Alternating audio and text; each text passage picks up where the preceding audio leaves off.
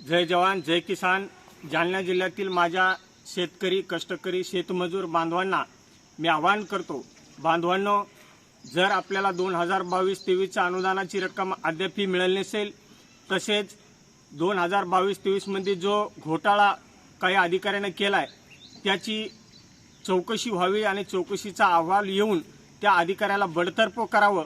असं आपल्याला वाटत असेल, तसेच 2024ची जी अतिवृष्टी झाली त्या अतिवृष्टीचे अद्याप देखील काही लोकांना व्हीके नंबर आलेले नसतील किंवा काही लोकांना अनुदान केवायसी करून देखील मिळाले नाही। त्याचबरोबर 2024 खरीप पीक विम्याचा पोस्ट हार्वेस्टिंग आणि हार्वेस्टिंगची रक्कम जर हवी असेल, त्याचबरोबर 2024 मृगबहार फळपीक विमा जो मंजूर झालेला आहे काही ठिकाणी त्याचे पैसे हवे असतील, किंवा आपल्याला जर सोलार आपण ऑनलाईन केलं असेल आणि आपलं सोलार पैसे भरून देखील रिजेक्ट केलं असेल आणि अद्यापपर्यंत सोलारचं साहित्य आपल्याला मिळालं नसेल, किंवा ऊस असेल आणि ऊसाचा दुसरा हप्ता आणखी देखील आपल्याला केंद्र शासनाने ठरवलेल्या FRP दराप्रमाणे जर मिळाला नसेल, अशा रोजगार हमीतून आपण जर विहिरी खोदलेल्या असतील, त्या विहिरीचे कुशलचे असेल अकुशलचे असतील, किंवा त्याच्या रोजगार सेवकाच्या मानधनाचे असतील, किंवा शेततळे खोदलेले असतील त्या शेततळ्याच्या कुशलचे व अकुशलचे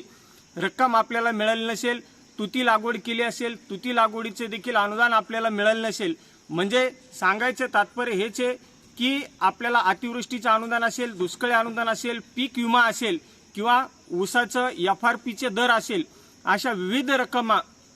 विविध योजनेचे अनुदान किंवा रक्कम आपल्याला जर मिळाली नसेल आणि आपल्याला वाटत असेल की आपल्याला मिळायला हवी, त्यामुळे माझी या ठिकाणून आपल्याला कळकळीची विनंती आहे, बांधवांनो, ती जर मिळवायची असेल तर येणाऱ्या 30 मेला शुक्रवारी गांधी चमन या ठिकाणावरून शनी मंदिर, अंबड चौफुली ते कलेक्टर ऑफिस अशी शेतकऱ्याची भव्य रॅली निघणार आहे आणि त्यामुळे आपल्या हक्कासाठी आपल्याला एक दिवस मात्र यायचंच आहे। या ठिकाणावरून मी एवढंच आवाहन करतो की आपण जास्तीत जास्त संख्येने संपूर्ण जालना जिल्हाभरामधून शेतकरी बांधवांनी आपल्या हक्कासाठी यावं, ही नम्र विनंती। जय जवान जय किसान।